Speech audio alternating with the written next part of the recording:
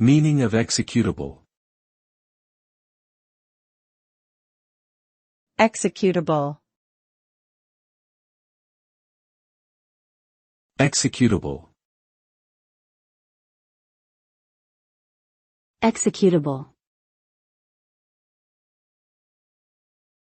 Executable.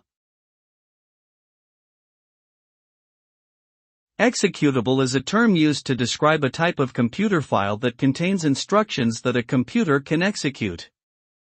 These files are often used to run software applications and programs on a computer system. Executable files are typically compiled from higher-level programming languages into machine code that the computer's processor can understand and execute.